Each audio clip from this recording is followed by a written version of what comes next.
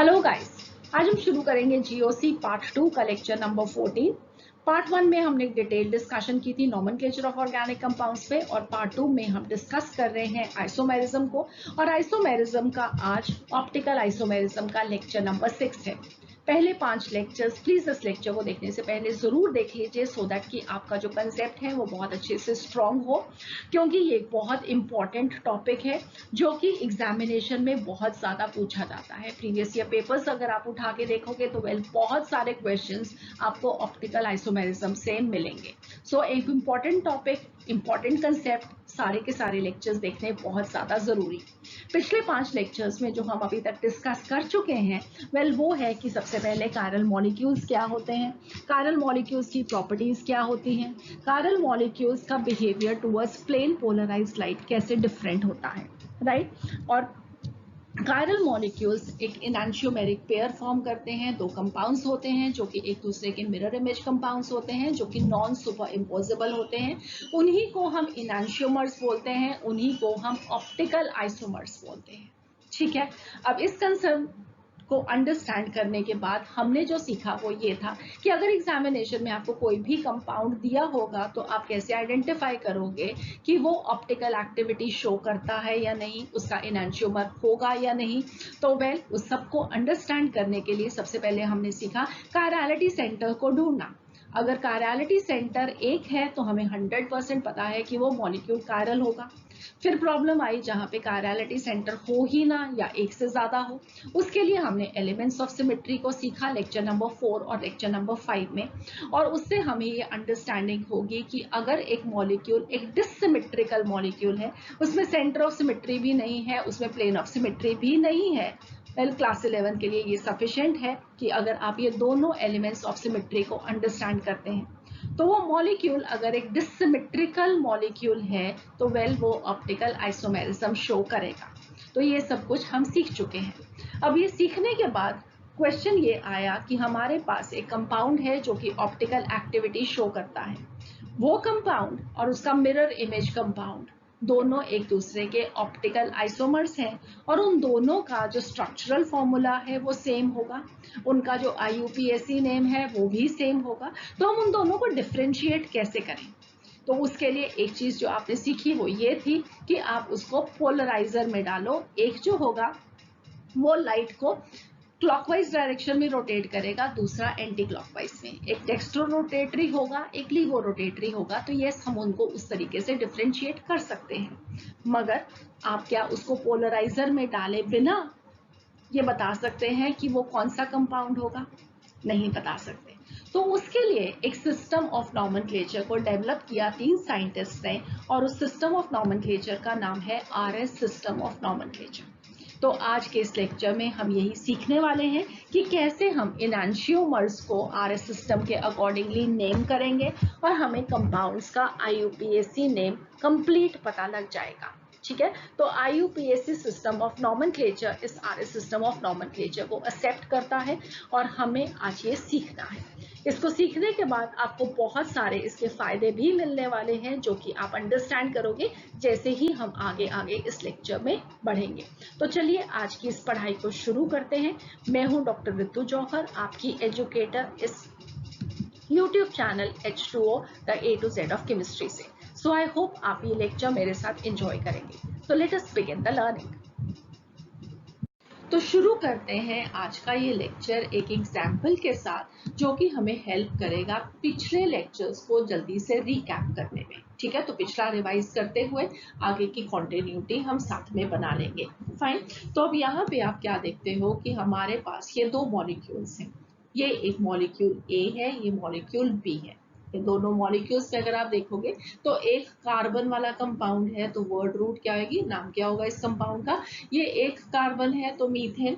Methane के साथ कितने सब्स्टिट्यूएंट्स लगे हैं? ब्रोमीन लगा है, क्लोरीन लगा है, फ्लोरीन लगा है।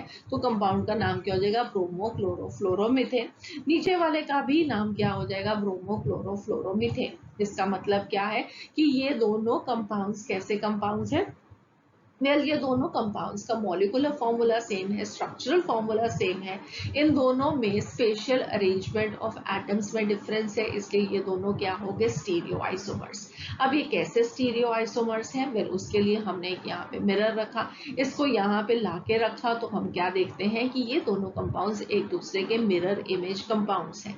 कैसे मिरर इमेज कंपाउंड्स हैं? दोनों एक दूसरे पे नॉन सुपर इम्पोजेबल है, जिसको हम यहाँ पे इस 3D डायग्राम के साथ भी देख सकते हैं, अंडरस्टैंड कर सकते हैं, राइट। तो ये दोनों मॉलिक्यूल्स कैसे हैं? Non super imposable mirror images of each other, इसलिए ये मॉलिक्यूल्स हैं कायरल मॉलिक्यूल्स। हमने कैसे सीखा कि हम एक मॉलिक्यूल के अंदर कायरलिटी को कैसे ढूंढेंगे? वेल हमने देखा सबसे पहले कि मॉलिक्यूल के अंदर देखो कि कायरलिटी सेंटर कितने हैं। यहाँ पे सिर्फ एक कार्बन है जिसके आसपास चारों डिफरेंट ग्रुप है, एक ही कायरलिटी सेंटर, मतलब 100% हम श्योर हैं कि ये मॉलिक्यूल कायरल मॉलिक्यूल और ये इसका कायरल मॉलिक्यूल का मिरर इमेज कंपाउंड। तो ये दोनों कंपाउंड्स कैसे हो गए? वेल ये दोनों एनांशियोमर्स हो गए। फिर हमने सीखा कि जो एनांशियोमर्स होते हैं वो डिफर करते हैं in their behaviour towards the plane polarised light. एक प्लेन को क्लॉकवाइज डायरेक्शन में रोटेट करेगा, एक एंटी क्लॉकवाइज डायरेक्शन में रोटेट करेगा, बट वो हमें तभी पता लगेगा जब हम इन मॉलिक्यूल्स को पोलैरिमीटर में डाल के टेस्ट करेंगे, ठीक है। तो वहां से हमें ये मालूम लग सकता है कि एक प्लस होगा एक माइनस होगा, बट कौन सा होगा वो पोलैरिमीटर से ही पता लगेगा। तो एज सच ऐसे ही देखने से हमें इन दोनों कंपाउंड्स पे नहीं मालूम लग रहा कि हम इन दोनों कंपाउंड्स को कैसे डिफरेंशिएट करें। तो वेल उसके लिए हमारे पास आया एक और नेमिंग सिस्टम जिसे हम कहते हैं RS सिस्टम ऑफ नॉमेनक्लेचर।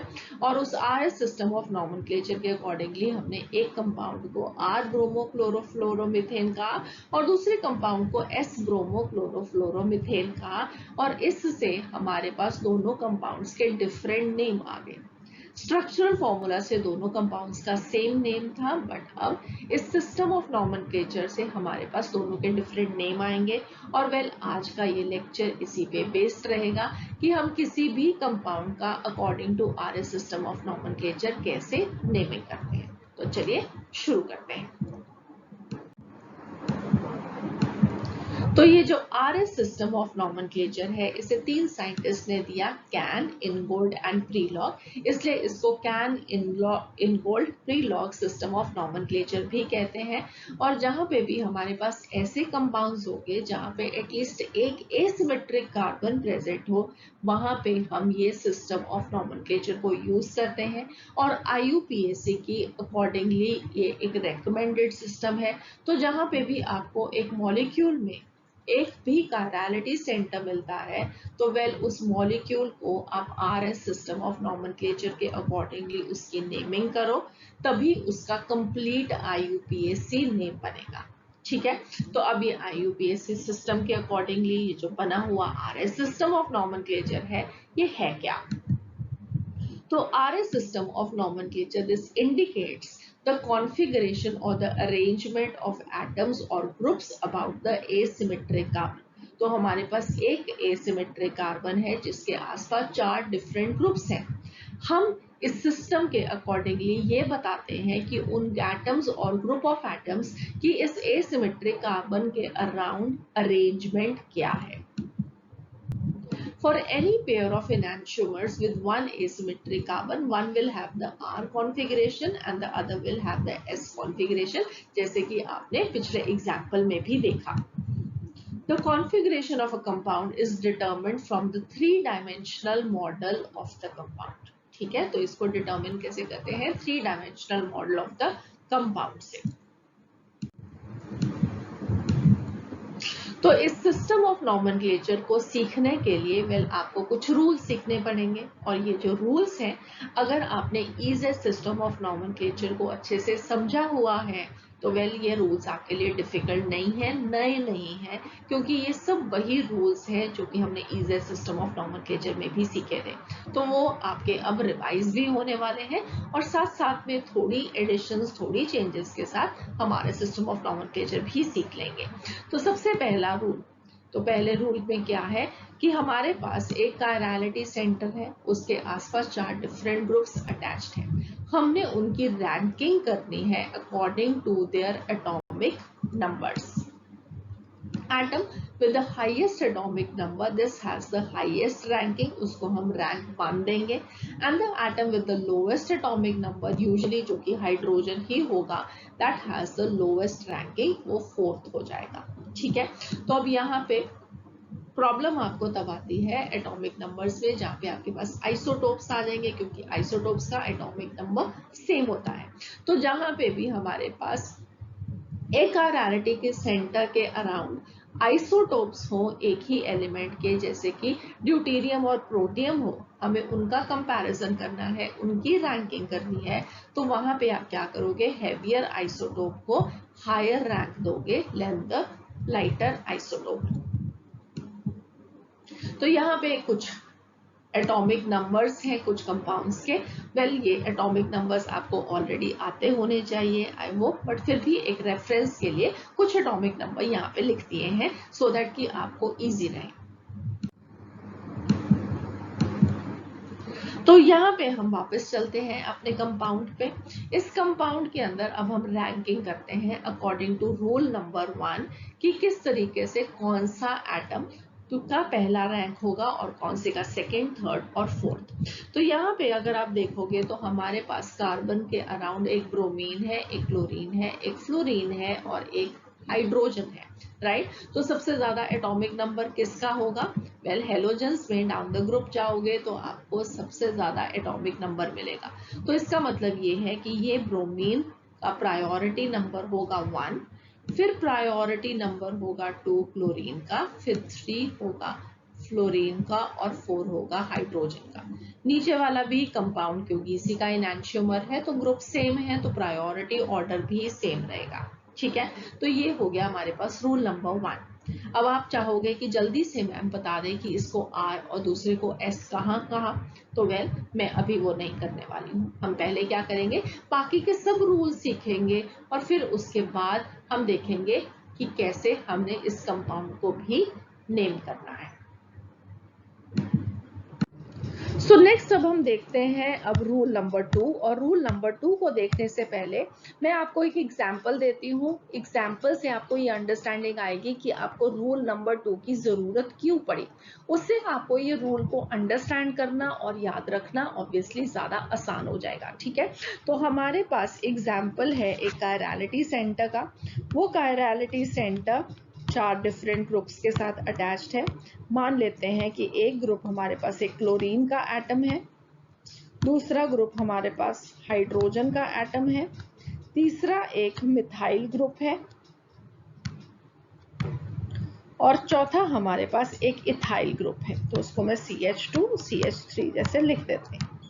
ठीक है, अब इसमें हमने पहले रूल के अकॉर्डिंगली जब एटॉमिक नंबर के अकॉर्डिंगली प्रायोरिटी दिया तो उसमें हमारे पास क्लोरीन का एटम आएगा प्रायोरिटी नंबर 1, हाइड्रोजन का एटम आएगा priority number 4 according to the atomic number. अब यहाँ पे अगर आप देखोगे 2 और 3 के लिए इस कायरलिटी सेंटर के जो नेक्स्ट एटम्स हैं वो दोनों ही कार्बन है।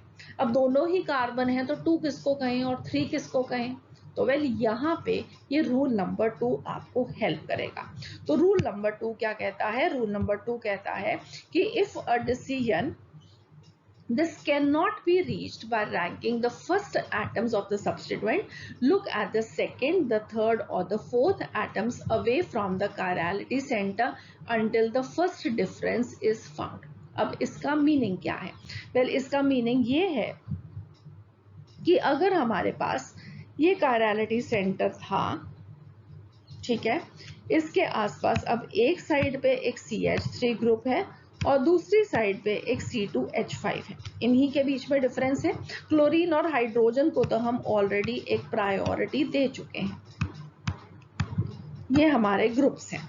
अब इसमें वो कहता है कि सेकेंड एटम्स को देखो। अब सेकेंड एटम्स को हम कैसे देखेंगे? ये हमारे पास एक CH3 है, हम इसके साथ के एटम्स को देखते हैं। एक्सपैंड करके लिखा, ये बन गया CHHH, 3 हाइड्रोजन्स के साथ अटैच्ड है। तो इसको मैं यहाँ पे साइड में लिख देती हूँ,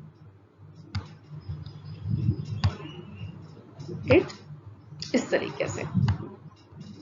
दूसरी साइड पे हमारे पास इथाइल ग्रुप है तो इथाइल ग्रुप में जो carbon attach to the chirality centre था, कंट्रोवर्सी वाला, प्रॉब्लम वाला हमारा कार्बन था, वो एक हाइड्रोजन से अटैच्ड है, एक और हाइड्रोजन से अटैच्ड है CH2, और साथ में वो अटैच्ड है एक CH3 के साथ।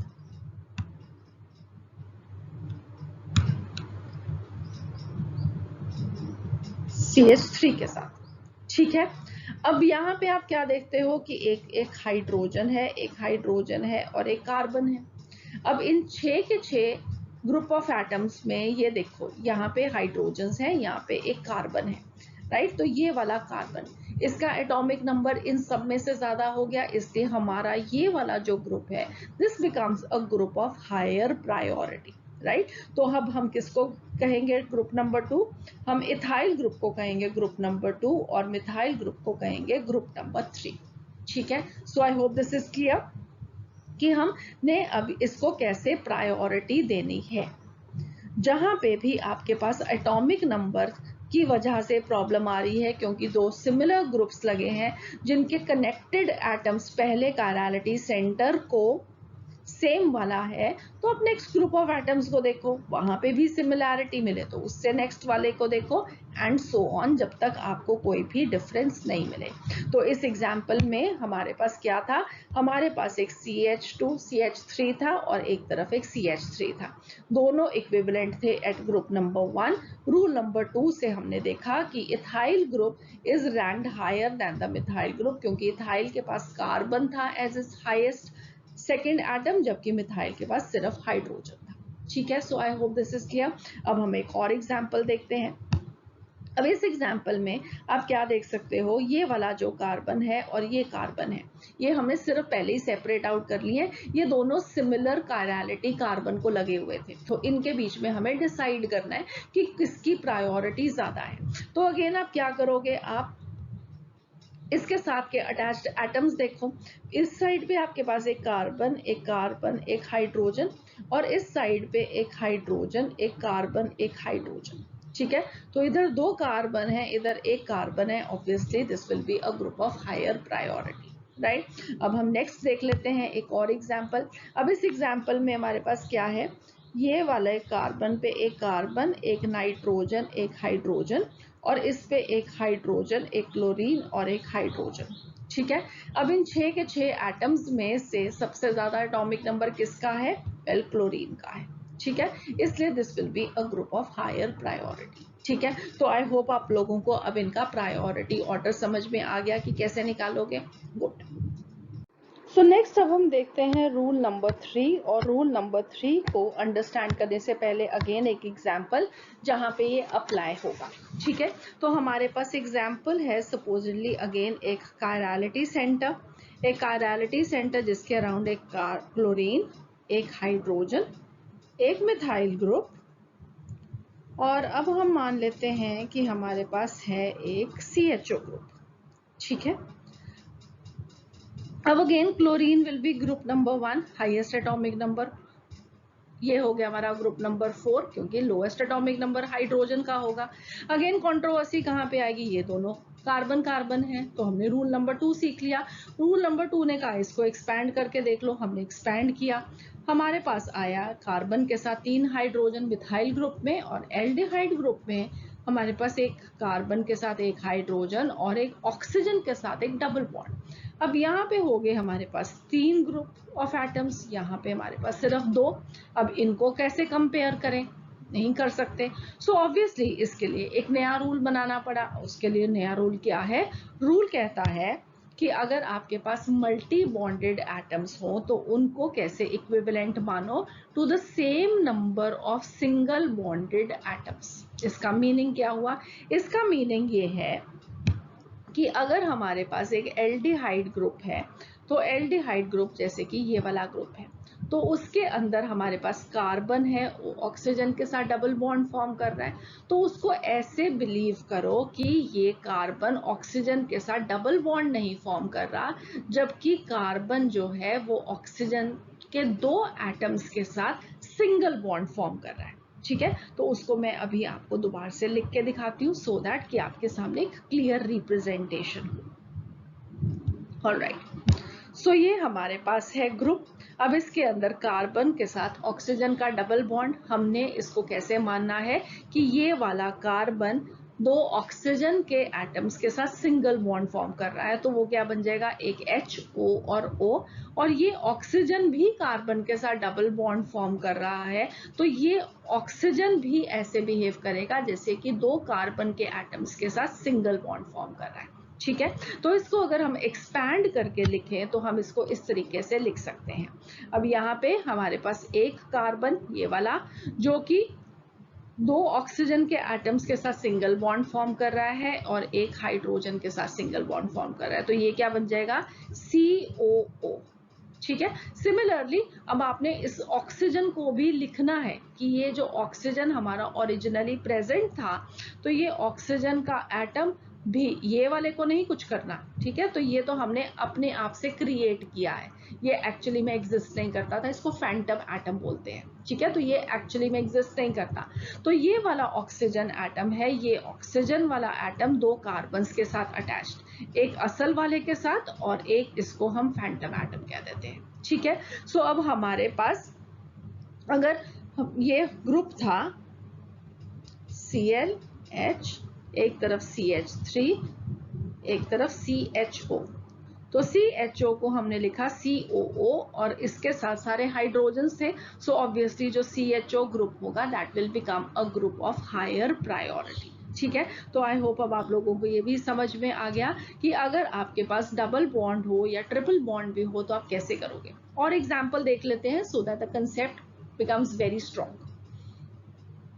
सो नेक्स्ट एग्जाम्पल जो है वो मैं आपको सिर्फ सिंपली ओपन अप करके दिखा रही हूँ कि कैसे अगर आपके पास एक carbon carbon double bonded group होगा और एक आपके पास कार्बन कार्बन ट्रिपल बॉन्ड वाला ग्रुप होगा तो आप उसको कैसे ट्रीट करते हो। ठीक है, तो उसको आपको कैसे ओपन अप करना है। तो हमारे पास ये कार्बन कार्बन डबल बॉन्ड है, ये पिंक वाला कार्बन एक हाइड्रोजन के साथ, एक ये ग्रीन वाले कार्बन के साथ और एक ये अल्काइल ग्रुप के कार्बन के साथ। ठीक है, ये तीन बॉन्ड अभी फॉर्म कर रहा है जो कि आप कह सकते हो कि ये तीन एटम्स के ग्रुप्स हैं जो कि इसके साथ अटैच्ड हैं। सिमिलरली इस ग्रीन वाले के साथ दो हाइड्रोजन और एक पिंक वाला कार्बन अटैच्ड है। अब डबल बॉन्ड को हमने ओपन अप करना है इनटू टू सिंगल बॉन्ड्स, तो ये पिंक वाला कार्बन किसके साथ अटैच्ड है, ग्रीन वाले कार्बन के साथ डबल बॉन्ड फॉर्म कर रहा है, तो दो ग्रीन एटम्स के साथ सिंगल बॉन्ड्स फॉर्म कर दो इस तरीके से। ठीक है, सिमिलरली ये ग्रीन वाला भी डबल बॉन्ड फॉर्म कर रहा है पिंक वाले के साथ, तो इसको भी ओपन अप करके दो पिंक कार्बन लगा दिए हमने। राइट, तो अब ये पिंक कार्बन किस किस के साथ ऐड हो गया, एक हाइड्रोजन के साथ, एक अल्काइल ग्रुप के कार्बन के साथ और दो ग्रीन कार्बन के साथ। और ये ग्रीन वाला कार्बन किसके साथ अटैच्ड हो गया, दो हाइड्रोजन्स के साथ और दो पिंक कार्बन के साथ। ठीक है, तो इस तरीके से हमने इसको ओपन अप कर लिया और जहां पे भी आपके कार्नैलिटी सेंटर के अराउंड होगा तो आप उसके अकॉर्डिंगली उसकी प्रायोरिटी को ढूंढ लोगे। ठीक है, ऑलराइट, अब यहाँ पे ट्रिपल बॉन्ड है। ट्रिपल बॉन्ड का मतलब है कि तीन सिंगल बॉन्ड्स बना लो। ठीक है, तो ये वाला कार्बन अभी क्या कर रहा है, R और एक C, इसका मतलब है दो C के साथ अटैच्ड है। और ये वाला किसके साथ अटैच्ड है, एक H और एक C के साथ। अब इसका इक्विवेलेंट बनाएंगे तो ये पिंक वाले कार्बन के ग्रीन वाले कार्बन के साथ तीन सिंगल बॉन्ड्स बनाने हैं। ठीक है, तो दिस ओरिजिनल वन और दो हमने फैंटम कार्बन साथ में अटैच कर दिए। सिमिलरली ये ग्रीन ने भी तीन सिंगल बॉन्ड्स बनाने हैं, तो ये ओरिजिनल वन और ये दो फैंटम कार्बन्स के साथ हमने इसके बॉन्ड बना दिए और ये हमने इसका सीक्वेंस लिख दिया। इस कार्बन के लिए चारों के चारों कार्बन और इस वाले के लिए तीन कार्बन और एक हाइड्रोजन। ठीक है, I hope this is clear. अब इस तरीके से आप इनका प्रायोरिटी ढूंढ सकते हो, यहाँ पे ज्यादा कार्बन है, यहाँ पे ज्यादा कार्बन है, तो ये वाले are a group of higher priority. अब आपको इसको कंपेयर करना होगा दो साइड्स को, तो ऑब्वियसली आप उसके तरीके से कंपेयर कर सकते हो। ठीक है, सो अब जब हमने इन चारों ग्रुप्स का प्रायोरिटी ऑर्डर सेट कर लिया, चारों ग्रुप्स को 1 to 4 तक की रैंकिंग दे दी, अब उसके बाद क्या करना है, वेल उसके बाद हमने ये करना है कि जो फोर्थ ग्रुप है, लोवेस्ट रैंकिंग वाला ग्रुप है, उसको ओरिएंट करना है बैकवर्ड्स अवे फ्रॉम अस। ठीक है, तो सपोजिटली हमारे पास ये एक एग्जाम्पल है जिसके अंदर एक कायरलिटी कार्बन है जिसके अराउंड 4 डिफरेंट ग्रुप्स हैं। ठीक है, तो एक ही कार्बन है मॉलिक्यूल के अंदर जिसके अराउंड 4 डिफरेंट ग्रुप्स हैं, तो वेल इसका मतलब है कि ये 100% कायरल मॉलिक्यूल है और ये इसका मिरर इमेज कंपाउंड है, तो ये दोनों एक दूसरे के इनैंशियोमर्स होंगे, दोनों एक दूसरे के ऑप्टिकल आइसोमर्स होंगे। ठीक है, कोई प्रॉब्लम नहीं। अब हमने क्या किया, जो चारों ग्रुप्स हैं उनको प्रायोरिटी ऑर्डर दे दिया 1 2 3 4। अब 1 2 3 4 देखने के बाद हमने फोर्थ ग्रुप देखा। फोर्थ ग्रुप, अब यहाँ पे मैंने आपको पहले बताया था कि जो भी ये आप RS सिस्टम लगाओगे, this has to be for a 3 dimensional structure. ठीक है, तो यहाँ पे आप देख सकते हो कि ये जो 3 और 4 ग्रुप हैं, they are in the plane of paper. 1 is projecting backwards, dotted wedge के साथ है, डैश के साथ बना हुआ है, और ये हमारा सॉलिड वेज के साथ 2 है जो कि बाहर की तरफ आ रहा है टूवर्ड्स अस, राइट। अब हमने क्या करना है, इस 4 को पीछे ले जाना है। जब हम इस 4 को पीछे लेके जाएंगे तो ये मॉलिक्यूल जब रीओरिएंट होगा तो इसकी इस तरीके से ये डायरेक्शन बनेगी, 1 आगे आ जाएगा, 2 यहाँ और 3 इस तरीके से। ठीक है, अभी के लिए आप इसको ऐसे ही अंडरस्टैंड करो, आपने अपने मॉलिक्यूल्स को कैसे रीओरिएंट करना है सब आपको इस लेक्चर में सिखाऊंगी, सो दैट कि आपको अपने एग्जामिनेशन में कोई भी प्रॉब्लम नहीं आए।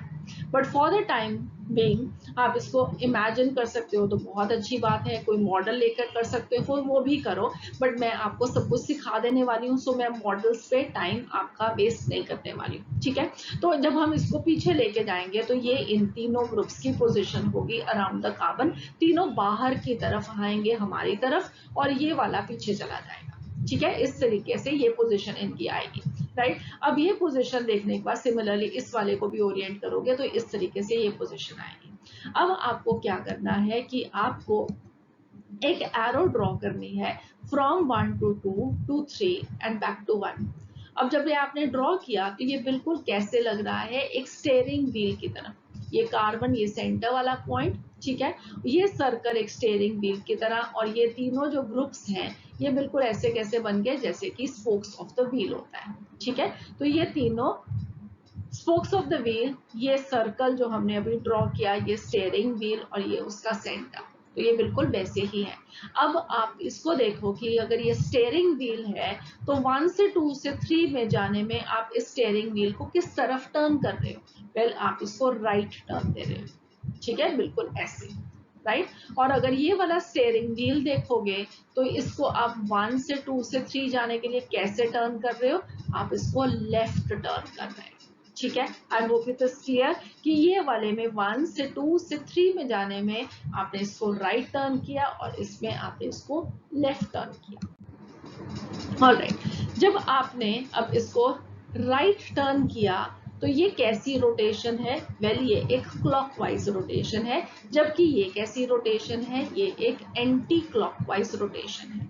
जहां पे भी आप 1 से 2 से 3 जाते हुए एक क्लॉकवाइज रोटेशन करते हो, उस कॉन्फ़िगरेशन को हम क्या बोलेंगे, आर कॉन्फ़िगरेशन। आर स्टैंड करेगा लैटिन वर्ड रेक्टस के लिए, जिसका मीनिंग होता है राइट।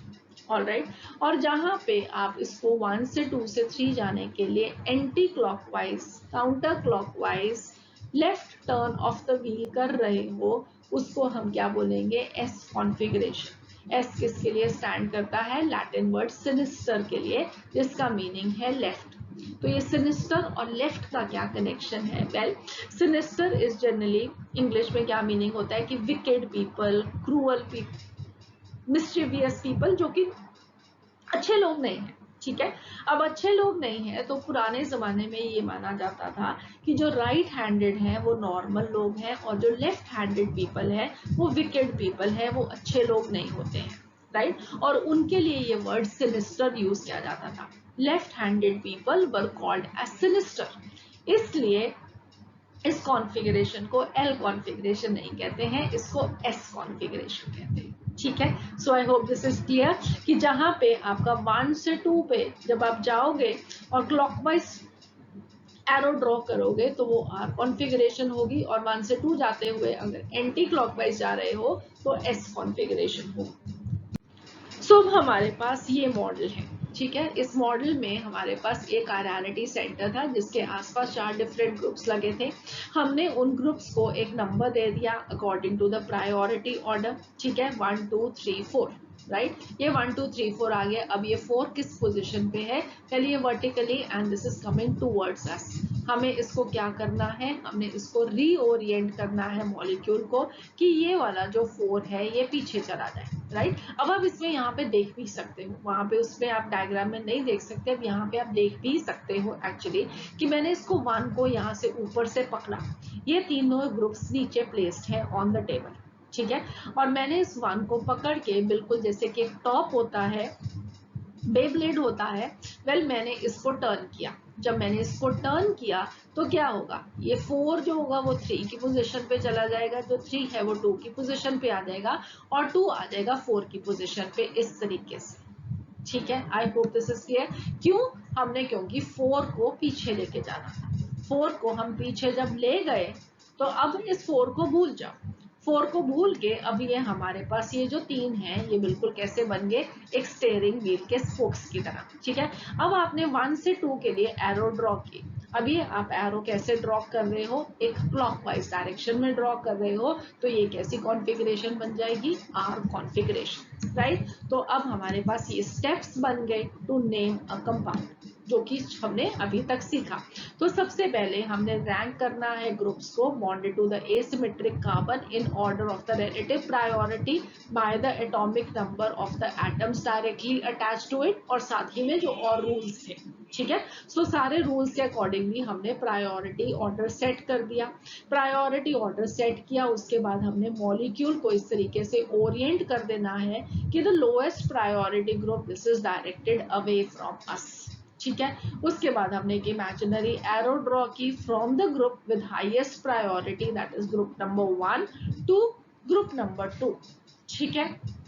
फिर अगर ये एरो क्लॉकवाइज है तो जो क्या होगा? कॉन्फ़िगरेशन आर कॉन्फ़िगरेशन होगी। अगर ये एरो काउंटर क्लॉकवाइज है तो जो एसिमेट्रिक कार्बन है उसकी कॉन्फ़िगरेशन हो जाएगी एस कॉन्फ़िगरेशन, ठीक है। I hope this is clear. So अब हम एक एग्जाम्पल लेते हैं। एग्जाम्पल है हमारे पास 2 ब्रोमोब्यूटेन का, ठीक है। तो 2 ब्रोमोब्यूटेन का मैंने यहाँ पे क्या ड्रॉ किया है? एक पर्सपेक्टिव फॉर्मूला। पर्सपेक्टिव फॉर्मूला क्या होता है? एक वेज एंड डैश प्रोजेक्शन, ठीक है। तो ये सब हम पीछे लेक्चर्स में सीख चुके हैं। तो जब हमने ड्रॉ किया तो ये हमारे पास इसके 2 इनैंशियोमर्स आए, राइट। तो ये हमारे पास एक कार्बन है, कार्बन के अराउंड एक CH3, एक इथाइल ग्रुप, एक ब्रोमीन, एक हाइड्रोजन, तो चारों डिफरेंट ग्रुप से एक ही कायरलिटी सेंटर था। तो 100% मालूम ही था कि ये मॉलिक्यूल ऑप्टिकल एक्टिविटी शो करेगा, तो जल्दी से हमने इसके इनैंशियोमर्स ड्रॉ कर दिए। अब इनैंशियोमर्स ड्रॉ करने के बाद आपने क्या करना है? वेल, इन चारों ग्रुप्स को सबसे पहले प्रायोरिटी ऑर्डर देना है, राइट। तो हमने इनको प्रायोरिटी ऑर्डर जब देंगे तो सबसे पहले कौन सा होगा? ब्रोमीन एटम होगा, ठीक है। ब्रोमीन के बाद चौथा ग्रुप कौन सा होगा? हाइड्रोजन होगा, 1 और 4, राइट। और इथाइल और मिथाइल में हमने भी पीछे भी सीख लिया है कि जो मिथाइल ग्रुप होगा वो छोटा होगा और इथाइल ग्रुप की हायर प्रायोरिटी होगी। So this will B group number 1, this will B group number 2, this will B group number 3 and this will B group number 4, right. तो अब मैंने यहाँ पे 1 2 3 4 लिख दिए दोनों साइड पे। अब 1 2 3 4 लिख दिया। अब आप देख सकते हो कि यहाँ पे जो हाइड्रोजन था वो ऑलरेडी बैकवर्ड्स प्रोजेक्ट कर रहा था, ठीक है। दिस वाज अवे फ्रॉम अस, ये डैश के साथ ही रिप्रेजेंटेड था, इसलिए हमें इस मॉलिक्यूल को रीओरिएंट करने की जरूरत नहीं है। अब कुछ नहीं करना है, सिर्फ आपने 1 से 2 तक एरो ड्रॉ कर दिए हैं। अब ये एरो कैसे ड्रॉ कर रहे हो? वेल, ये एरो है एंटी क्लॉकवाइज, तो ये कॉन्फ़िगरेशन क्या होगी? S configuration. और क्योंकि ये वाली है क्लॉकवाइज 1 से 2 पे जाते हुए, तो ये कॉन्फ़िगरेशन क्या होगी? आर कॉन्फ़िगरेशन, ठीक है। So I hope this is clear. ये सब यहाँ पे लिखा हुआ है, सो आई होप आप इसको खुद से पढ़ भी सकते हो, आपको समझ में आ चुका है, ग्रेट। अब ये एग्जाम्पल एक इजी एग्जाम्पल था। इस एग्जाम्पल में जो हमारा प्रायोरिटी ग्रुप नंबर 4 था वो एक हैश्ड वेज के साथ रिप्रेजेंटेड था। वो behind the plane of paper जा रहा था, जैसे कि उसे जाना चाहिए एक मॉलिक्यूल के अंदर। बट सपोजिटली हमारे पास जो ग्रुप नंबर 4 है वो हैश्ड वेज के साथ बॉन्डेड ना हो, तो हम क्या करेंगे? वेल, उसमें आप ये एग्जाम्पल देखो पहले। ये इस एग्जाम्पल में आप देख सकते हो कि ये कार्बन कायरलिटी सेंटर है, इसके साथ एक OH, एक हाइड्रोजन, एक CH3 और एक C2H5 ग्रुप लगा है, ठीक है। तो इसका, और यहाँ पे आप देख सकते हो कि जो CH3 ग्रुप है वो हैच्ड वेज के साथ है, वो डैश के साथ रिप्रेजेंटेड है, जबकि हाइड्रोजन जो कि प्रायोरिटी ग्रुप नंबर 4 है वो रिप्रेजेंटेड है सॉलिड वेज के साथ। ये बाहर की तरफ हमारी तरफ प्रोजेक्ट कर रहा है, ठीक है। OH ग्रुप और ethyl group plane of paper में है, CH3 ग्रुप पीछे जा रहा है, हाइड्रोजन आगे जा रहा है। हमें जब भी RS कॉन्फ़िगरेशन लिखनी है तो इसको कहाँ पे होना चाहिए है, पीछे होना चाहिए है, हैच्ड वेज के साथ रिप्रेजेंट होना चाहिए, डैश के साथ रिप्रेजेंट होना चाहिए, ठीक है। अब हम क्या करेंगे, वेल आपको मॉलिक्यूल को ओरिएंट करना है, मगर कई बार इस ओरिएंटेशन को अंडरस्टैंड करना कि इसको किस तरीके से हम घुमाएं, तो बच्चे जनरली कंफ्यूज हो जाते हैं कि हम क्या करें, राइट। तो वेल अब यहाँ पे इसका आंसर ये है, एक बहुत आसान ट्रिक, बहुत आसान ट्रिक।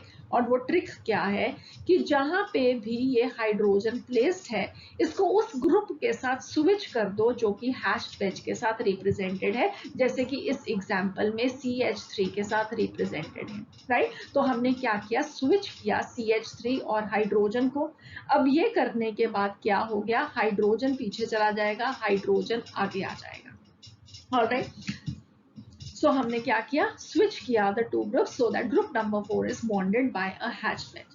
उसके बाद आपको बिल्कुल वैसे ही प्रोसीड करना है जैसे कि हमने स्टेप नंबर 2 में किया था। कैसे प्रोसीड करना है, वेल हम एक एरो ड्रॉ करेंगे from the group with the highest priority, that is group number 1 to the group with the second highest priority, group number 2। Okay, तो हमने क्या किया, ऑक्सीजन का एटॉमिक नंबर सबसे ज्यादा था, ये ग्रुप नंबर 1 है। उसके बाद group number 2 ethyl, group number 3 methyl और हाइड्रोजन सबसे कम। इथाइल और मिथाइल में कैसे चूज करना है हम अभी अपने रूल्स में सीख चुके हैं, सो मैं दोबारा से नहीं बोलूंगी, फाइन। सो हमारे पास अब ये OH प्रायोरिटी ग्रुप नंबर 1 है, ethyl group priority group number 2 है। आपने इससे एरो ड्रॉ की, अब ये एरो किस तरफ प्रोजेक्ट कर रही है, ये क्लॉकवाइज डायरेक्शन में घूम रही है। क्लॉकवाइज डायरेक्शन में कॉन्फ़िगरेशन हमने क्या सीखी, कौन सी होती है, R कॉन्फ़िगरेशन होती है। R कॉन्फ़िगरेशन कब है, R कॉन्फ़िगरेशन तब है जबकि आपने CH3 और H में स्विच किया है, ठीक है। तो अगर आपने स्विच करने के बाद कॉन्फ़िगरेशन देख रहे हो कि R है, तो ओरिजिनल मॉलिक्यूल की जो कॉन्फ़िगरेशन होगी वो इससे उल्टी होगी, ऑपोजिट होगी। इसका मतलब है कि इस मॉलिक्यूल की S कॉन्फ़िगरेशन होगी। अब आप ये बता सकते हो कि ये क्यों हुआ ऐसे, वेल अगर आपको याद है तो हमने lecture number 2 of optical isomerism में इस चीज को स्टडी किया था। जब आपको इनैंशियोमर्स के मैं मॉडल समझा रही थी तब मैंने आपको ये बताया था कि अगर हम एक इनैंशियोमर में किन्हीं दो ग्रुप्स की पोजीशन को चेंज करते हैं तो वो अपने दूसरे इनैंशियोमर में कन्वर्ट हो जाता है, ठीक है। ये मैंने आपको मॉडल्स के साथ दिखाया भी था, डायग्रामेटिकली भी बताया था, लिख के भी बताया था कि ये बाद में आपको बहुत हेल्प करने वाला है। तो एग्जैक्टली अब हमने वही किया है, हमने यहाँ पे दो ग्रुप्स का स्विच किया है। दो ग्रुप्स से स्विच करने के बाद जो R कॉन्फ़िगरेशन है वो S कॉन्फ़िगरेशन में कन्वर्ट हो जाएगी, अगर S कॉन्फ़िगरेशन है तो वो R में कन्वर्ट हो जाएगी। R कॉन्फ़िगरेशन जब S कॉन्फ़िगरेशन में कन्वर्ट होती है तो इसका मतलब क्या है कि वो एक इनैंशियोमर दूसरे इनैंशियोमर में कन्वर्ट हो रहा है। अगर S है और S का R बन गया तो वो अपने इनैंशियोमेरिक फॉर्म में कन्वर्ट हो रहा है। और सपोजिटली अगर हम दो की जगह पे तीन ग्रुप्स की पोजीशन को चेंज कर दें तो आपको याद है क्या होगा, वेल वो मॉलिक्यूल ओरिजिनल मॉलिक्यूल ही रहेगा, उसकी स्पेशल अरेंजमेंट डिफरेंट हो सकती है। आप कह सकते हो कि वो दोनों आइडेंटिकल मॉलिक्यूल्स हैं या वो सेम वही मॉलिक्यूल है, वो डिफरेंट नहीं है, ठीक है। तो दो ग्रुप्स के चेंज करने पे एक इनैंशियोमर अपने दूसरे इनैंशियोमेरिक फॉर्म में कन्वर्ट हो जाएगा, और अगर आप तीन ग्रुप्स की पोजीशन को चेंज करते हो तो वो अपना ओरिजिनल मॉलिक्यूल ही रहता है। ये आपको याद रखना है। अगर आप भूल चुके हैं तो वेल अप्रोक्सीमेटली 25 मिनट्स का लेक्चर आगे फॉरवर्ड कीजिए, lecture number 2 of optical isomerism. वहां पे आपको ये सब कंटेंट और उसके मॉडल्स फिर से मिल जाएंगे, आप जल्दी से उसको दोबारा से देख सकते हो और अपनी अंडरस्टैंडिंग को और स्ट्रॉन्ग कर सकते हो। तब आपने क्या सीखा था। ठीक है, तो अभी के लिए सिर्फ एक रिवीजन है कि एक CH3 और H ग्रुप को हमने जब चेंज किया तो हमने एक इनैंशियोमर से दूसरा इनैंशियोमर बना दिया। अगर इसकी कॉन्फ़िगरेशन R कॉन्फ़िगरेशन आ रही है तो इसकी कॉन्फ़िगरेशन S कॉन्फ़िगरेशन होगी। ठीक है, so I hope this is clear. और ये आपके लिए बेस्ट ट्रिक है टू फाइंड आउट कि जो मॉलिक्यूल्स हैं वो कौन सी कॉन्फ़िगरेशन रखते हैं। आपको कुछ भी इसको स्पेशली रोटेट करके इमेजिन करने की जरूरत नहीं है, सिर्फ आप पोजीशंस को हैश्ड वेज और पे ले आओ प्रायोरिटी ग्रुप नंबर 4 को अगर वो नहीं प्रेजेंट है। उसके लिए आप एक ग्रुप का स्विच कर रहे हो, चेंज ओवर कर रहे हो, तो जो भी यहाँ पे इसकी कॉन्फ़िगरेशन आई थी ओरिजिनल मॉलिक्यूल की उससे ऑपोजिट होगी। अगर सपोजिटली ये वाले का R कॉन्फ़िगरेशन था तो इसका S कॉन्फ़िगरेशन है, अगर इसका S कॉन्फ़िगरेशन होता तो ये वाला R कॉन्फ़िगरेशन। ठीक है, so I hope this is clear. आप इसको याद रखेंगे, ये आपको बहुत हेल्प करने वाला है। आपको यहाँ पे एक इम्पॉर्टेंट चीज जो कि हमेशा याद रखनी है जब भी आप एरोज को ड्रॉ कर रहे हो, तो वो क्या है कि जब भी आपने एरो को ड्रॉ करना है from group number 1 to group number 2, the group with the lowest priority can be skipped but never the group with the next lower priority. ठीक है, तो सपोजिटली हमारे पास ये कंपाउंड है 1 ब्रोमो 3 पेंटानॉल। यहाँ से नंबरिंग शुरू करोगे, carbon number 1, carbon number 2, carbon number 3, 4 और 5। 1 पोजीशन पे ब्रोमीन प्रेजेंट है और 3 पोजीशन पे OH ग्रुप प्रेजेंट है। So this is 1 bromo 3 pentanol. Alright, इसमें आप देख सकते हो कि ये वाला कार्बन, कार्बन नंबर 3 एक कायरलिटी सेंटर होगा। यहाँ पे एक साइड पे यहाँ पे ये ग्रुप, एक ये चारों डिफरेंट ग्रुप्स हैं। चारों डिफरेंट ग्रुप्स का आपने सबसे पहला स्टेप क्या करना है, प्रायोरिटी ऑर्डर लिखा। अगेन एटॉमिक नंबर ऑक्सीजन का सबसे ज्यादा, ग्रुप नंबर 1।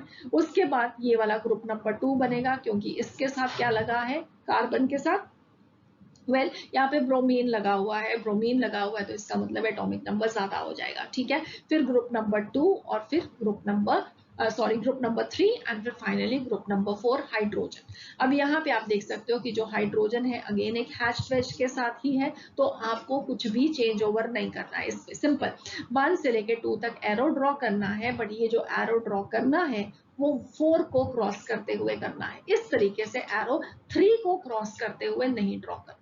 ठीक है, आई होप ये आपको लोगों को हमेशा याद रखेगा। तो अब ये जो एरो है ये क्या है, क्लॉकवाइज डायरेक्शन है, तो इसका जो नाम होएगा that will be R1 bromo 3 पेंटानॉल।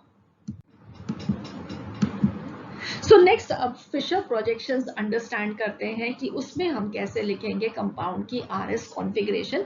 Example यहाँ पे मैंने लिया है 3 क्लोरोहेक्सेन का। 3 क्लोरोहेक्सेन का स्ट्रक्चर कैसे होगा, well carbon number 1, carbon number 2, carbon number 3 पे क्लोरीन प्रेजेंट है 4, 5, 6। 3 क्लोरोहेक्सेन। यहाँ पे कार्बन नंबर 3 एक कायरलिटी सेंटर है, आप देख सकते हो चारों डिफरेंट ग्रुप्स हैं। कायरलिटी सेंटर एक ही है तो एक कंपाउंड ये और ये उसका मिरर इमेज कंपाउंड, दोनों मिरर इमेजेस हैं बट नॉन सुपर इम्पोजेबल होंगे, इसलिए ये दोनों एक दूसरे के इनैंशियोमर्स। तो अब सबसे पहला ये एस्टैब्लिश करने के बाद कि कंपाउंड ऑप्टिकल एक्टिविटी शो करेगा, ये दो इसके इनैंशियोमर्स हैं, हम इसकी नेमिंग करेंगे। तो नेमिंग के लिए क्या करेंगे, वेल अब यहाँ पे अगेन आपको क्या करना है, सबसे पहला स्टेप प्रायोरिटी ऑर्डर लिखना है of the groups attach to the asymmetric carbon. तो क्लोरीन का एटॉमिक नंबर सबसे ज्यादा, उसके बाद प्रोपाइल और इथाइल ग्रुप में से प्रोपाइल ग्रुप की प्रायोरिटी ज्यादा होगी दैन द इथाइल ग्रुप, ये आप लिख के खुद से देख सकते हैं, और सबसे कम प्रायोरिटी होगी हाइड्रोजन की। ठीक है, तो ये अब हमने कर लिया। इसके बाद नेक्स्ट स्टेप क्या होगा, नेक्स्ट स्टेप होगा आप एरो ड्रॉ करोगे फ्रॉम 1 to 2, बिल्कुल वैसे ही जैसे कि आपने वेज एंड डैश प्रोजेक्शन में किया। अब 1 से 2 में अब आपने ये एरो ड्रॉ की, तो ये एरो किस तरीके से है, वेल ये एक क्लॉकवाइज डायरेक्शन है। क्लॉकवाइज डायरेक्शन है, आप इसकी कॉन्फ़िगरेशन क्या लिखोगे, R। ठीक है, और यहाँ पे इसकी जो डायरेक्शन है that is in the anti clockwise direction, तो ये हो जाएगा S। इनैंशियोमर्स में आप हमेशा देखोगे कि अगर एक की configuration about the asymmetric carbon R आ रही है तो दूसरे की S आएगी। ठीक है, तभी वो एक दूसरे के non super imposable mirror images बनेंगे। एक की R और दूसरे की S। ठीक है, ऑलराइट।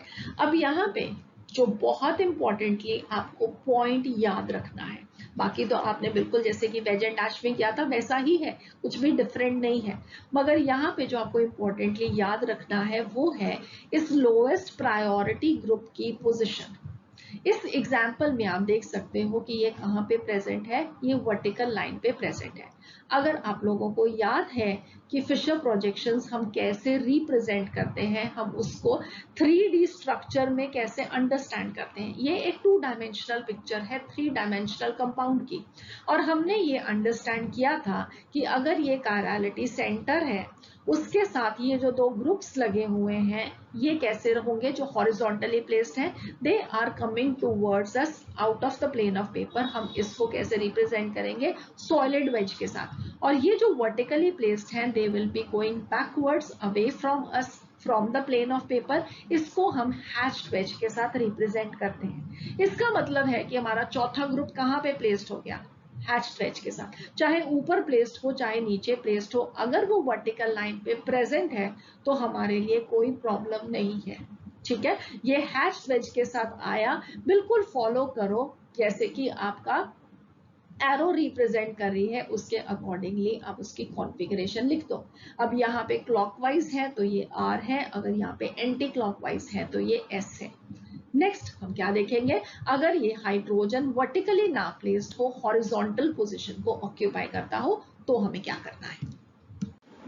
सो आप ये एग्जाम्पल देखो, एग्जाम्पल है 2-ब्यूटेनॉल का। 2-ब्यूटेनॉल हमारा फेवरेट एग्जाम्पल रहा है, हमने उसको ऑप्टिकल आइसोमेरिज्म में बहुत ज्यादा स्टडी किया है। सो अब आई होप आप सबको मुझे ये बताने की जरूरत नहीं है, समझाने की जरूरत नहीं है कि ये कंपाउंड ऑप्टिकली एक्टिव है। वैसे भी अब आप देख भी सकते हो कि ये कार्बन कायरलिटी सेंटर, इसके आसपास चारों डिफरेंट ग्रुप्स, तो इसका मतलब ऑप्टिकल एक्टिविटी शो करता है, और ये इसके दो मिरर इमेज कंपाउंड्स जो कि नॉन सुपर इम्पोजेबल हैं, इनैंशियोमर्स हैं, एक दूसरे के ऑप्टिकल आइसोमर्स हैं, राइट। अब अगर यहाँ पे हमने इनका नेमिंग करना है तो ये S क्यों है, ये R क्यों है। वेल अब यहाँ पे अगेन जब आप इनका प्रायोरिटी ऑर्डर लिखोगे, oxygen number 1, ethyl group 2, methyl group 3 and hydrogen 4। ये आई होप अब आप लोगों को अच्छे से समझ में आ चुका है प्रायोरिटी ग्रुप कैसे आप लिखोगे। ठीक है, तो अब यहाँ पे हमने क्या देखा कि जब हमने ये एरो ड्रॉ किया तो ये है क्लॉकवाइज डायरेक्शन में, जबकि आंसर में क्या लिखा है, ये S कॉन्फ़िगरेशन है। तो यहाँ पे आपको क्या याद रखना है कि जो लोएस्ट प्रायोरिटी ग्रुप है वो कहाँ पे प्रेजेंट है, ये हॉरिजॉन्टल पोजीशन पे प्रेजेंट है, हॉरिजॉन्टल बॉन्ड पे लाई कर रहा है, और हॉरिजॉन्टल बॉन्ड पे लाई कर रहा है तो इसका मतलब क्या है, this is projecting towards us. अगर हम इसका 3 डायमेंशनल इमेज को देखते हैं तो ठीक है, हमारी तरफ आ रहा है, पीछे की तरफ नहीं जा रहा है। ये सॉलिड वेज के साथ रिप्रेजेंट करोगे, जबकि इसको कहाँ पे प्रेजेंट होना चाहिए है, एक हैच वेज पे।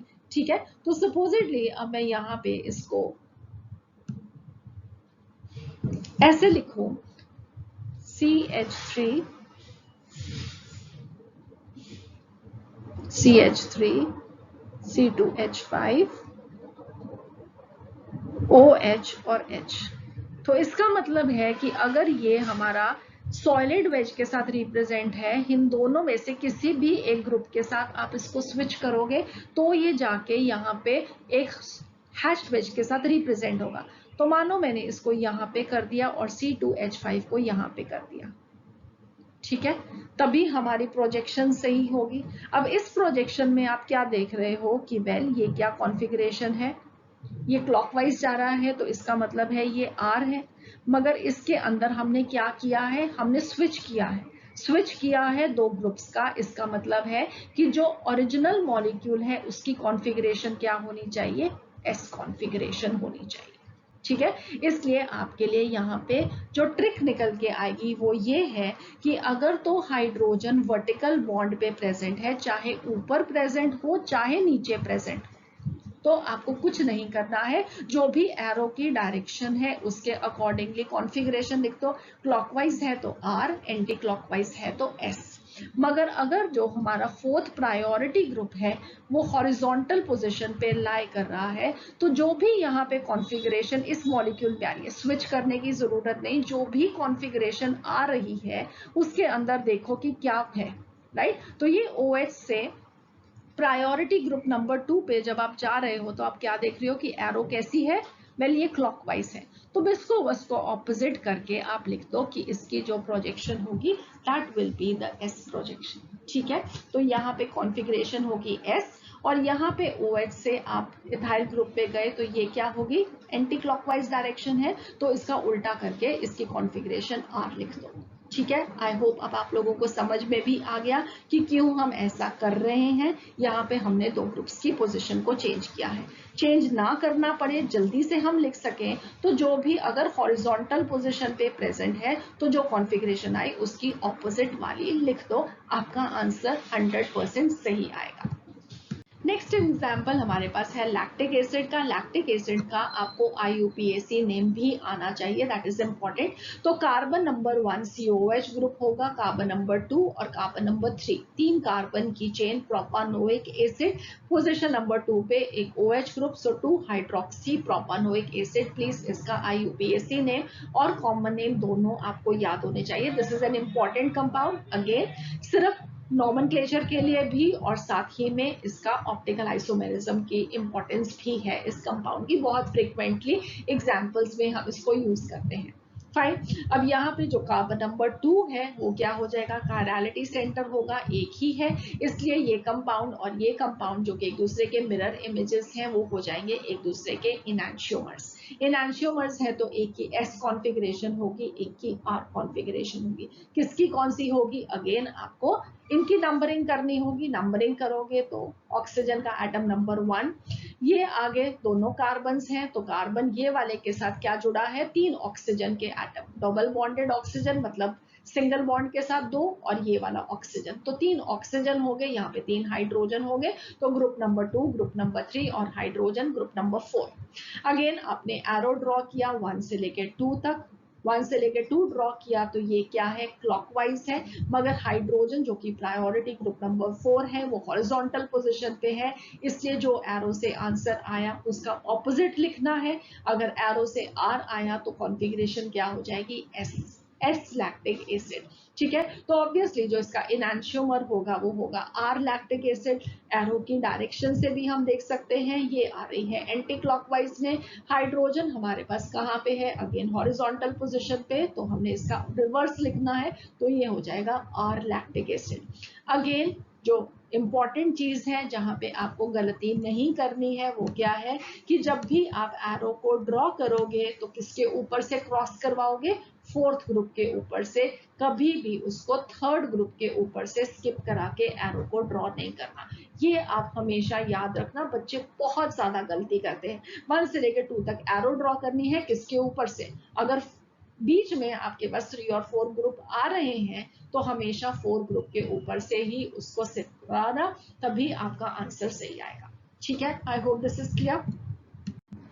अब नेक्स्ट यहाँ पे जो आपको याद रखने वाली चीज है कि there is a difference between R and S and dextro and levo rotatory. इनका डिफरेंस क्या है, हमने दोनों चीजों को स्टडी किया है। तो R एंड S कॉन्फ़िगरेशन से हमें क्या पता लगता है कि एसिमेट्रिक कार्बन के अराउंड जो ग्रुप्स हैं उनकी अरेंजमेंट क्या है, क्लॉकवाइज है, एंटी क्लॉकवाइज है, जो कुछ भी हमने अभी सीखा, ठीक है। मगर उससे हमें ये नहीं मालूम लगता कि जो कंपाउंड है उसकी प्लेन ऑफ पोलराइजेशन की डायरेक्शन को कैसे रोटेट करेगा, ठीक है। तो दोनों कंपाउंड्स ऑप्टिकली एक्टिव हैं, R कंपाउंड भी S कंपाउंड भी। एक कंपाउंड प्लेन पोलराइज लाइट को क्लॉकवाइज डायरेक्शन में रोटेट करेगा, एक एंटी क्लॉकवाइज डायरेक्शन में रोटेट करेगा। मगर यहाँ पे जो याद रखने वाली बात है, जो R कंपाउंड है वो डेक्स्ट्रो भी हो सकता है, वो लीवो भी हो सकता है, S कंपाउंड जो है वो डेक्स्ट्रो भी हो सकता है, वो लीवो भी हो सकता है। हमें ये देखने से कभी भी मालूम नहीं लगेगा कि जो कंपाउंड है वो डेक्स्ट्रो है या लीवो रोटेटरी है, वो हमें सिर्फ उसको पोलराइजर में डालेंगे तभी मालूम लगेगा कि वो डेक्स्ट्रो है या लीवो है।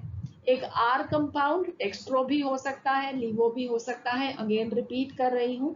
एस कंपाउंड भी डेक्स्ट्रो और लीवो भी हो सकता है। आप उसको पोलराइजर में डालोगे, ऑप्टिकल एक्टिविटी को चेक करोगे, तभी आप बता पाओगे। फॉर एग्जाम्पल, अब अगर आप देखो, ये हमारे पास दो कंपाउंड है, एक है लैक्टिक एसिड और एक लैक्टिक एसिड का sodium salt, sodium lactate, right. अब इसमें अगर आप इनकी कॉन्फ़िगरेशन को देखोगे तो ये ऑक्सीजन है, ये COH ग्रुप है, priority group number 1, priority group number 2, 3 और 4। हाइड्रोजन ऑलरेडी एक हैश्ड वेज के साथ रिप्रेजेंटेड है, सिर्फ हमें एरो के डायरेक्शन को देखना है, चेंज ओवर कुछ नहीं करना। तो एरो कहाँ पे जाएगी? एंटी क्लॉकवाइज, इसलिए ये कंपाउंड क्या होगा? S। सिमिलरली ये क्या होगा? ये भी S होगा। मगर जब हम इसको पोलराइजर में डालते हैं तो देखते हैं कि जो लैक्टिक एसिड है वो प्लेन ऑफ पोलराइजेशन को कहाँ पे रोटेट कर रहा है? क्लॉकवाइज। ये है plus compound, dextro rotatory compound, और ये वाला सोडियम लैक्टेट, वेल ये उसको एंटी क्लॉकवाइज डायरेक्शन में प्लेन ऑफ पोलराइजेशन को रोटेट कर रहा है, ये है माइनस कंपाउंड या लीवो रोटेटरी कंपाउंड। ठीक है, एक लैक्टिक एसिड, एक उसका सोडियम सॉल्ट, दोनों की कॉन्फ़िगरेशन S, मगर एक डेक्स्ट्रो रोटेटरी है तो दूसरा लीवो रोटेटरी है।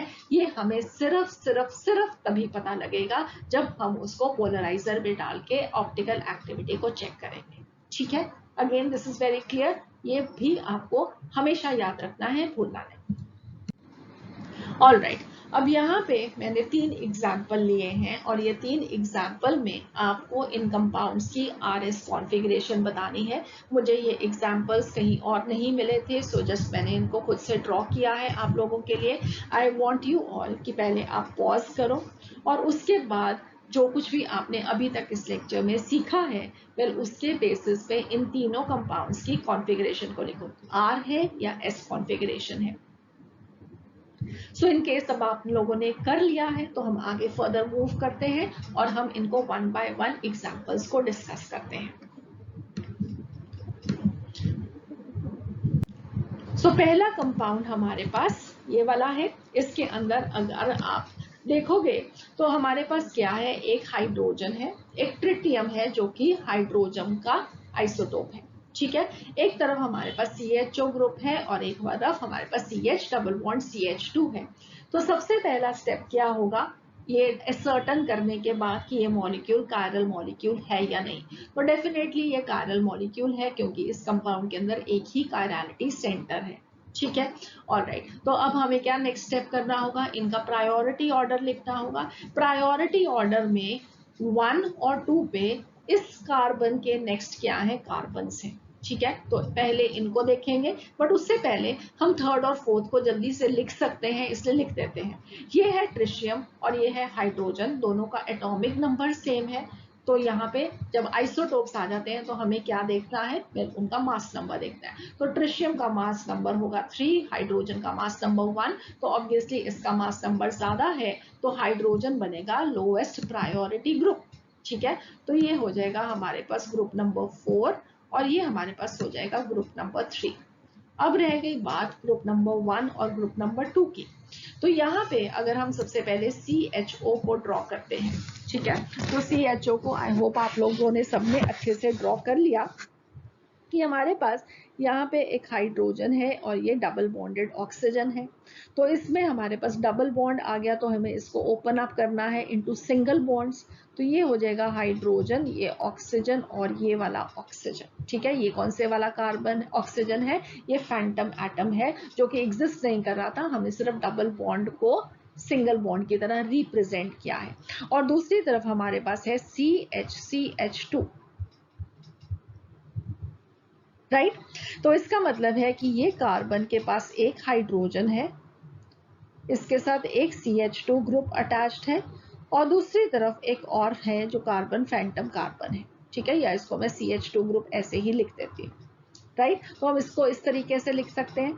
तो यहाँ पे आप देखोगे इस वाले में क्या आया? HCC और यहाँ पे आया HOO।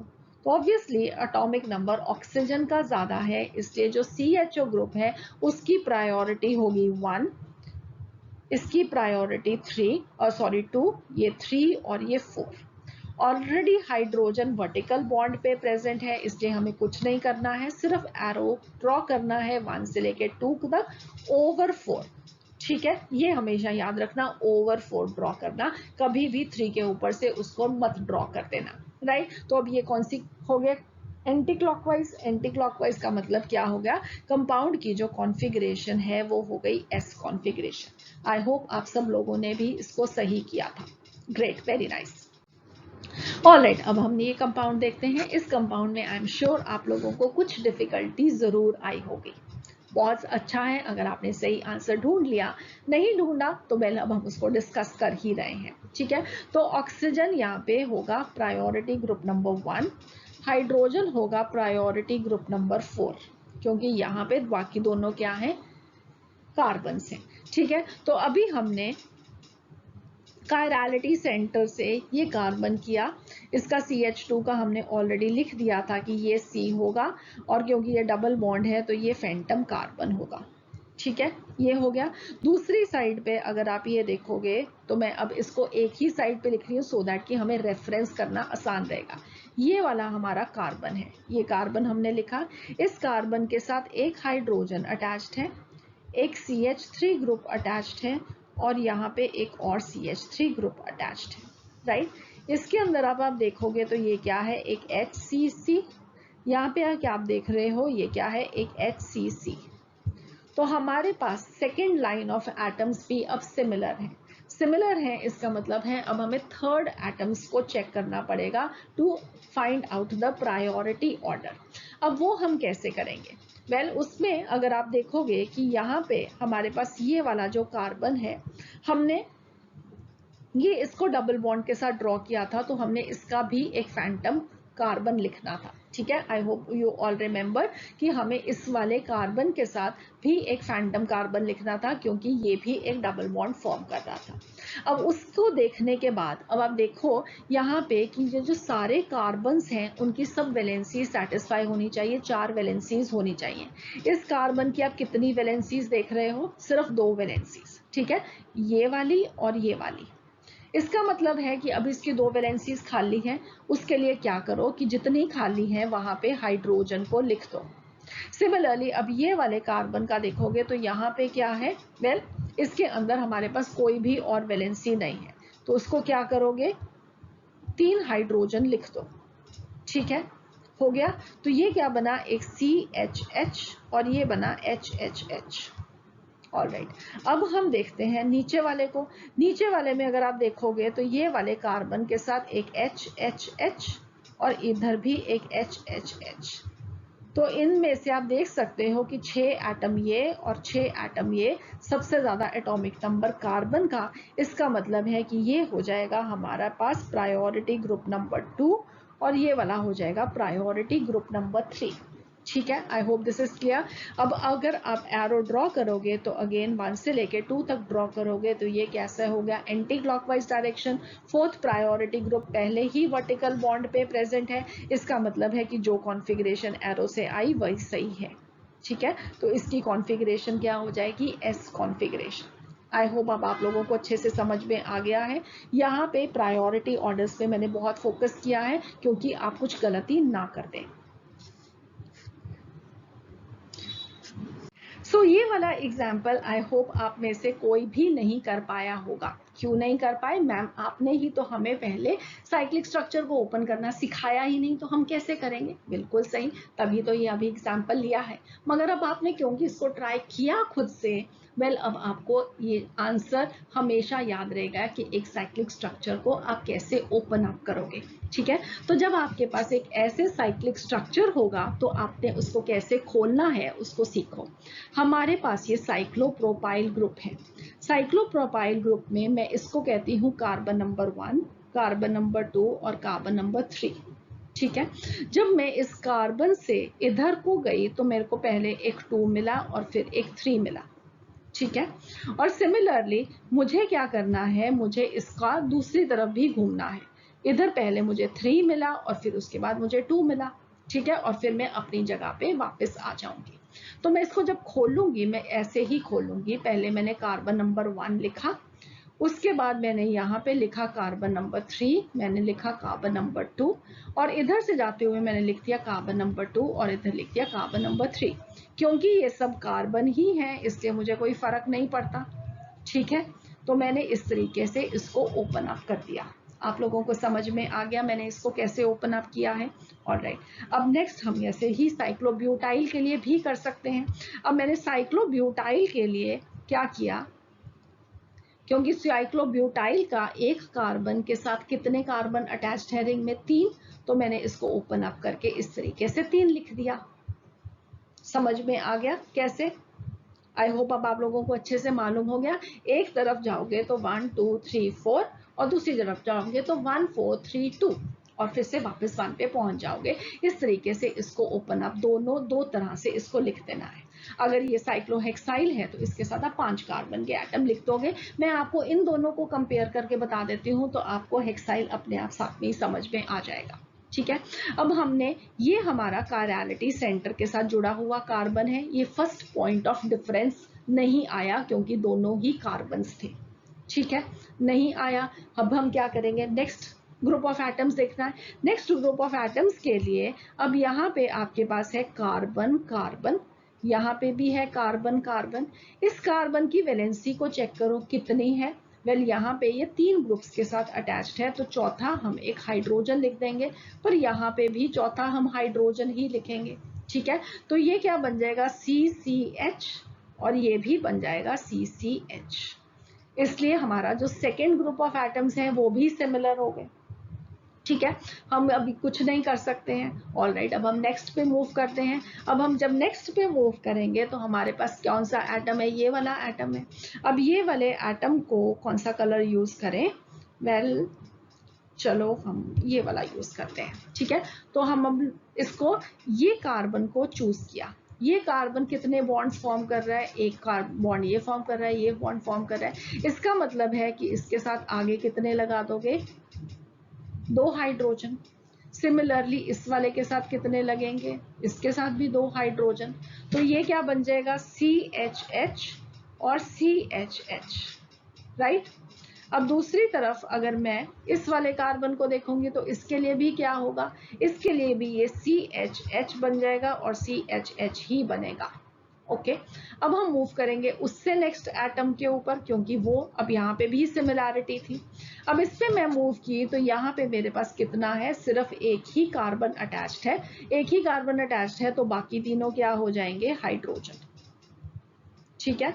यहाँ पे कितना हो जाएगा, बाकी इतने हो जाएंगे हाइड्रोजन, राइट। मगर यहाँ पे आपके पास क्या है, वेल एक कार्बन है और 2 हाइड्रोजन है।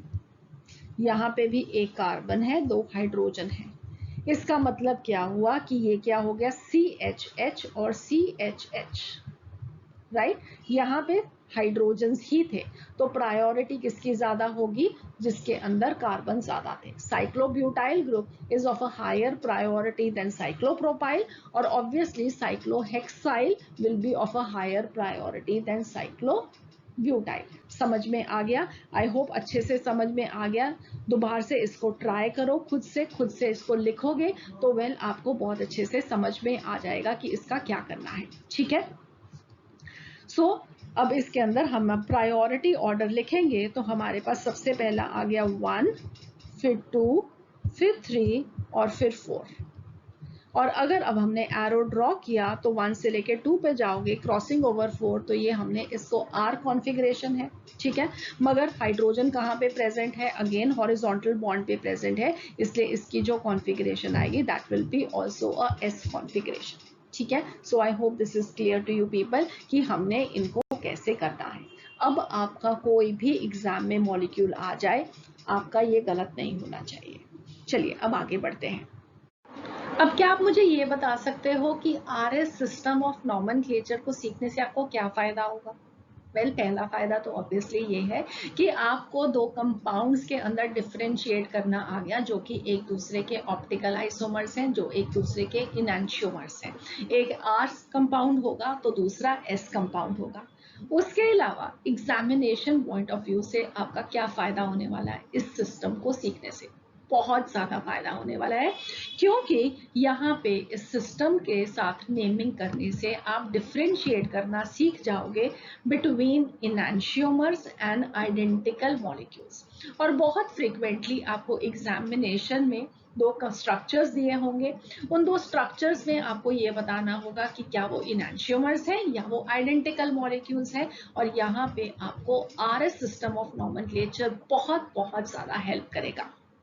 तो हमें मालूम है कि इनैंशियोमर्स कौन से होते हैं, जो कि एक दूसरे के मिरर इमेजेस होंगे, और वो कौन से वाले होंगे, नॉन सुपर इम्पोजेबल।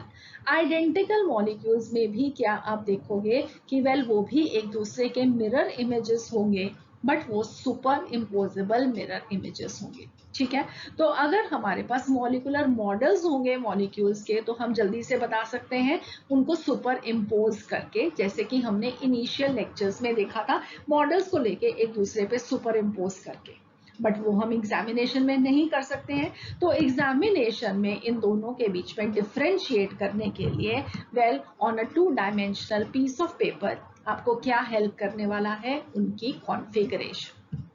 तो जो भी आपको कंपाउंड गिवन है, अगर उस कंपाउंड की R कॉन्फ़िगरेशन है और दूसरे कंपाउंड की S कॉन्फ़िगरेशन है, तो वो होंगे इनैंशियोमर्स। या ऑपोजिट हो सकता है, अगर एक की S है और दूसरे की आप ढूंढोगे तो वो R है, तो वो क्या होंगे, एक दूसरे के इनैंशियोमर्स।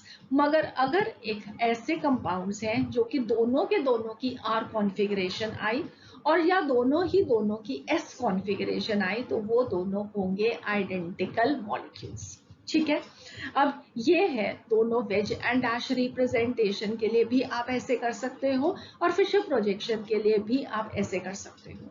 ठीक है, फिशर प्रोजेक्शन में एक और चीज है जो कि आपको हेल्प करती है आइडेंटिफाई करने की बिटवीन इनैंशियोमर्स एंड आइडेंटिकल मॉलिक्यूल्स, और वो ये है कि आप क्या करो कि अगर आपको देखना है कि वो सेम है या डिफरेंट, तो उनको कभी भी 90 डिग्री के एंगल पे एक तो रोटेट नहीं करना और एक दूसरे के ऊपर टर्न ओवर नहीं करना, उसको सिर्फ प्लेन ऑफ द पेपर में मूव करते हुए 180 डिग्री के एंगल पे रोटेट कर देना है।